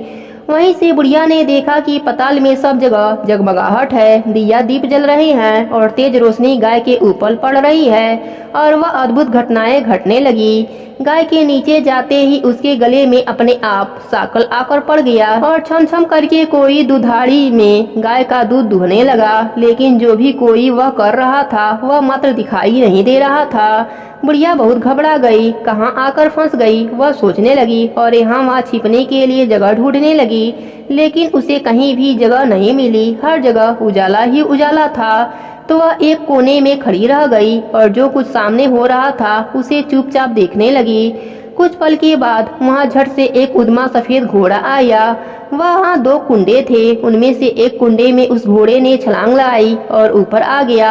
अब उसे राजपुत्र का रूप प्राप्त हो गया। राजपुत्र बनने के बाद उसने दूसरे कुंडे के पानी में स्नान किया, वहाँ रखे नए कपड़े पहने। नजदीक ही एक सुंदर पलंग था, उस पर आकर बैठ गया। उसके सामने अपने आप 5 पकवानों की थाली आ गई, दूध की प्याली आ गई, 5 सुपारी आ गए। उसके सामने एक दिया जल रहा था। राजपुत्र ने खाना खाया, दूध पिया, 5 सुपारी खाया और बिस्तर पर लेट जाने से पहले सूर्यदेव का स्मरण करके सामने दिए से पूछा, दिए दिए दीप कर, मेरे माता पिता क्या कर रहे हैं? दिया ने बताया, बेटे के शोक में डूबे हैं। राज्य कौन संभाल रहा है? राज्य प्रधानमंत्री संभाल रहा है। मेरी पत्नी क्या करती है? उसने चौराहे पर भोजनालय शुरू किया है और आते जाते लोगों से वह नई नई खबर के बारे में पूछती है। दिए के यह कहते ही राजपुत्र कहने लगा, ठीक है। उसके बाद वह सो गया। बुढ़िया कोने में खड़ी रहकर यह सब देखती रही। ऐसी अद्भुत घटना उसने जिंदगी में पहली बार देखी थी। उसे अंदर ही अंदर चुलबुलाहट होने लगी। वह अपनी भूख प्यास भूल गई और आगे क्या होता है कि उसे उत्सुकता से देखने लगती है। लेकिन उसके बाद और कुछ घटनाएं नहीं घटती। रात गुजर गई और सुबह हो गई। सुबह होने पर पलंग पर सोया राजपुत्र उठा और फिर से पहले वाले कुंडे में छलांग लगाई। तो अब वह फिर से घोड़ा बनकर कुंडे से बाहर आ गया। बाहर आते ही वह तेजी से उस पताल नगरी से बाहर निकल गया, लेकिन वह कहाँ गया बुढ़िया को कुछ पता नहीं चला। उसके बाद पिछली रात की तरह कोई उस गाय का छमछम करके दूध दुहने लगा। जैसे ही दूध दुहना खत्म हुआ, उसके गले की साकर अपने आप खुल गई और वह गाय तेजी से ऊपर जाने वाली सीढ़िया की ओर भागने लगी। गाय को दौड़ते देखकर बुढ़िया सोचने लगी, अब गाय के साथ यहाँ से ऊपर जाना ही समझदारी है, नहीं तो कोई मुसीबत आकर मेरे ऊपर टपक जाएगी। झट से उसने गाय की पूंछ पकड़ ली और गाय के साथ ऊपर आ गई। गाय जब ऊपर मैदान में पहुंची तो उस सुरंग का रास्ता अपने आप बंद हो गया और उसके मुंह पर एक बड़ा सा पत्थर पहले की तरह खड़ा हो गया। ऊपर आकर वह गाय जंगल की ओर निकल गई। इधर बुढ़िया एकदम बावली सी हो गई। उसने पताल नगरी में जो कुछ देखा वह जल्द से जल्द किसी को बताने के लिए उतावली हो उठी। उसे एकदम से याद आया कि नगर की सीमा पर कोई औरत भोजनालय चलाती है और नई बात जानने वाले को अच्छा खाना पीना मुफ्त में देती है। वह सोचने लगी, क्यों न मैं उस बात को उस औरत को जाकर बताऊं। यदि उसे यह बात पसंद आ गई तो बाकी जीवन खाने पीने की झंझट से मुक्ति मिलेगी। बुढ़िया ने मन ही मन तय किया और तुरंत उस भोजनालय के द्वार पर टंगे नगाड़े के सामने खड़ी हो गई और जोर जोर से नगाड़ा बजाना शुरू कर दिया। नगाड़े का इस तरह शोर सुनकर मालकिन यानी कि छोटी रानी मन में प्रसन्न हो जाती है कि शायद कोई बड़ी बात लेकर आया है। रानी सिपाहियों को आदेश देती है कि जाइए, जो कोई आया है उसकी अच्छी तरह खातिरदारी कीजिए। आदेश पाते ही सिपाही नीचे दौड़कर आए तो एक बुढ़िया नगाड़ा बजा रही है। उन्होंने पूछा, क्यों रे बुढ़िया, क्या हुआ, क्यों नगाड़ा बजा रही हो? बुढ़िया बोली, कुछ नहीं बेटा, यहाँ खाना मिलता है ना, इसलिए आई हूँ। खाना चाहिए, मिलेगा, लेकिन तुम्हें कोई नई बात बतानी पड़ेगी। हाँ बताऊंगी, एक बात मालूम है मुझे। इस पर सिपाही उसे अंदर लेकर आए। उसको मालकिन का आदेश था कि जो बूढ़ा बुजुर्ग वहाँ आए उनके साथ अच्छी तरह से पेश आना, उनका अच्छा आदर सत्कार करना। तो सिपाही ने बुढ़िया का भरपूर आदर अतिथि किया। उसे बड़ी सी थाली भरकर व्यंजन परोसते हैं। बुढ़िया कुछ दिनों से भूखी थी, वह खाने पर टूट पड़ी। खाना खाने के बाद सिपाही ने उसे नई साड़ी पहनने को दिया। उसके बाद उसे लेकर रानी के पास आए। बुढ़िया और रानी ने तुरंत एक दूसरे को पहचान लिया। बुढ़िया बोली, बेटी तुम, और रानी बोली, अम्मा तुम। बड़ी देर तक दोनों भात भात की बातें करते रहे। आखिर कुंवरनी बुढ़िया से कहने लगी, अम्मा अब बताओ, तुमने क्या नई बात देखी है? नई बात? मैंने कोई नई बात नहीं देखी है। वह तो मेरे पास तुम्हें देने के लिए खाने के पैसे नहीं थे, इसलिए मैंने झूठ कहा और नगाड़ा बजाया। रानी ने कहा, अम्मा घबराना नहीं, मैं किसी को कुछ नहीं बताऊंगी। फिर भी बुढ़िया मैंने क्या देखा कब देखा करके आनाकानी करने लगी। इस पर कुंवरनी ने उससे कहा, देखो अम्मा, यदि तुमने मुझे वह नई बात बताई तो जिंदगी भर मैं तुम्हारी देखभाल करूंगी, तुम्हें रानी माता की तरह रखूंगी। अब बुढ़िया बताने को तैयार हो गई। उसने जो कुछ उस चौराहे मैदान पर देखा था वह सब कुछ कुंवरनी को बता दिया। बुढ़िया की बातें सुनकर कुंवरनी को यकीन हो गया कि वह राजपुत्र ही उसका पति है। वह तुरंत बुढ़िया से कहने लगी, अम्मा मुझे उस जगह पर ले चलो। नहीं बेटी, वह पाताल राज्य है, सांप हैं, यदि किसी ने तुम्हें देख लिया तो तुम्हारी जान खतरे में पड़ सकती है। लेकिन रानी उसकी एक भी नहीं सुनती, उसे उस जगह ले जाने के लिए हट करने लगी। आखिर में बुढ़िया ने उसका कहना मान लिया और कहने लगी, ठीक है, मैं तुम्हें वहाँ लेकर चलती हूँ, पर आज नहीं, कल वहाँ जाना है तो शाम को ही जाना होगा। तो दूसरे दिन दोपहर को रानी बुढ़िया के साथ उस मैदान पर गई और एक जगह छुपकर गाय के आने की राह देखने लगी। दिन ढलते ही अंधेरा घेरने लगता है और गाय हमेशा की तरह वहां आ गई। मैदान के उस कोने में जाकर उसने पत्थर पर सींग मारा तो झट से पत्थर हटकर वहां सुरंग में जाने का रास्ता खुल जाता है। गाय उस रास्ते के नीचे उतरने लगी तो बुढ़िया रानी से कहने लगी, जल्दी आगे बढ़ो बिटिया, हम गाय की पूंछ पकड़कर नीचे उतरेंगे। तो दोनों गाय की पूंछ पकड़कर नीचे उतर गईं। बुढ़िया पहले के जिस कोने में छिपी थी उस कोने में छिप गई। अब नीचे सब कुछ पहले जैसा घटित हो रहा था। गाय के गले में अपने आप साकल पड़ गया। कोई अदृश्य रूप से उसका दूध दुहने लगा। एक सफेद उद्मा घोड़ा आकर एक कुंडे में छलांग लगाई तो राजपुत्र के रूप में ऊपर आया और राजपुत्र दूसरे कुंडे में नहाने लगा। बाद में उसके सामने खाने की थाली आ गई, दूध की प्याली आ गई, पान बीड़ा आ गया। राजपुत्र सब ग्रहण करके सोने के लिए पलंग पर गया तो सोने से पहले सूर्यदेव का स्मरण करके वह दिए से पूछने लगा, दिए दिए दीप कर, मेरे माता पिता क्या कर रहे हैं? तो दिया कुछ जवाब नहीं देता बल्कि वह बुझने लगता है। तब राजपुत्र को कुछ घटित होता है, इसका संदेह हो गया है। वह उदास हो जाता है और जो कुछ हुआ है वह हो जाने दो, ऐसा सोचकर सोने के लिए बिस्तर पर लेट गया। अब रानी का संयम टूट गया। वह दौड़कर पति के पास आ गई, उसके पैर पकड़ने के लिए आगे बढ़ने लगी। राजपुत्र तुरंत ही पत्नी को पहचान गया। वह झट से पीछे हट गया और चिल्लाने लगा, नहीं नहीं, मुझे मत छूना, सर्वनाश हो जाएगा। रानी दोनों हाथ जोड़कर पति से अपने भूल स्वीकार करने लगी। स्वामी, मुझसे भूल हो गई, मुझे आपसे नहीं पूछना चाहिए था कि आप रात को कहाँ जाते हैं। मैं अपने भूल स्वीकार करती हूँ, मुझे मेरी भूल की सजा मिल गई। अब आप घर चलिए, आपके वियोग में आपके माता पिता ने बिस्तर पकड़ लिया है, आपकी प्रजा भी बहुत दुखी है। उस पर राजपुत्र कहने लगा, वही तो एक बार तुम गलती कर बैठी हो, अब दोबारा मत करना, नहीं तो अब मैं तुम्हें जो दिख रहा हूँ वो भी नहीं दिखूंगा। रानी अब विलाप करने लगी, जोर जोर से जमीन पर सिर पटकने लगी। राजपुत्र के मन में उनके प्रति दया उत्पन्न हो गई। वह उनसे कहने लगा, यदि तुम मुझे पाना चाहती हो तो तुम्हें एक काम करना होगा। काम कठिन है लेकिन वह तुम्हें अकेले करना होगा। कहो स्वामी, कितना भी कठिन काम क्यों ना हो, मैं वह पूर्ण करूंगी। रानी कहने लगी। इस पर राजपुत्र ने उसे बताया, इस पताल से ऊपर जाने ते ही तुम्हें एक घना जंगल नजर आएगा। ऐसे 6 जंगल पार करने के पश्चात 7वां जंगल मिलेगा। वह जंगल सबसे घना है। उस जंगल के बीचों बीच एक पीपल का पेड़ है। उसके आसपास की जगह पत्ते, फंदे, जटाएं, कांटे इत्यादि से ढके हुए हैं। वहाँ बाघ, शेर, भालू, सांप सभी धमा चौकरी बैठती हैं। तुम्हें उन सबको भगाकर वह जगह साफ करनी है। उसकी गोबर से लिपाई करके पवित्र बनाना है, रंगोली से सजाना है। उसके बाद वहाँ धूप, कपूर, अगरबत्ती जलाना है। फूल, कुमकुम से पेड़ की तने की पूजा करनी है। दूध, दही से बने चावल का भोग चढ़ाना है। यह सब तुम्हें दोपहर को 12 बजे से पहले करना है। 12 बजने के समय तुम्हें उस जगह पर बैठकर सूर्य भगवान का ध्यान करना है। ठीक 12 बजे सूर्य भगवान का रथ वहाँ उतरेगा।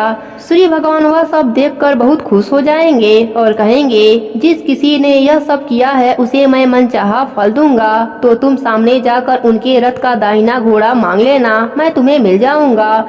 इतनी बात कहकर राजपुत्र अपने पलंग पर सो गया और छोटी रानी भोर होते ही राह देखने लगी।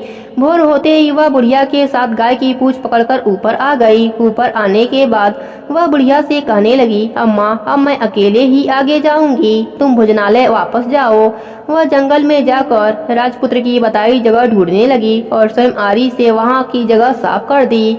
बाद में राजपुत्र ने जैसा बताया वैसा लिपाई पुताई करके वापस आ गई। दूसरे दिन पाँव फटने से पहले उठी और जंगल में उस जगह पहुंची। वहां जाकर इत्र गुलाब का पानी छिड़क कर वह जगह सुगंधित की, धूप अगरबत्ती जलाकर उसे पवित्र किया और पूजा की। सब सामग्री वहां तैयार रखकर सूर्य भगवान का ध्यान करके बैठ गई, जैसा कि पति ने बताया था। दोपहर को ठीक 12 बजे सूर्य भगवान का रथ उस पीपल के पेड़ पर आकर रुका। सूर्य भगवान ने जब रथ से नीचे देखा तो सुगंधित वातावरण देखकर बहुत प्रसन्न हो गए। फिर बोले, जिस किसी ने यह काम किया है वह यहाँ आकर आज मुझसे कुछ भी मांग ले, मैं दे दूंगा।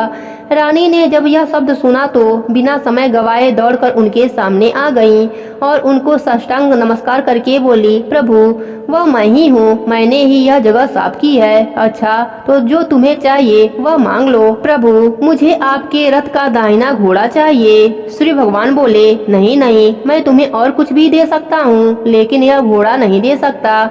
मेरे रथ के 12 घोड़े हैं, तुम चाहो तो कोई और घोड़ा मांग लो, लेकिन यह दाहिना घोड़ा नहीं दे सकता, मैं तुम्हें नहीं दे सकता। छोटी रानी ने एक नहीं सुनी, वह सूर्य भगवान से एक ही बात कर रही थी, वही दाहिना घोड़ा दे दीजिए, नहीं तो मैं आपके पैरों में गिरकर अपनी जान दे दूंगी।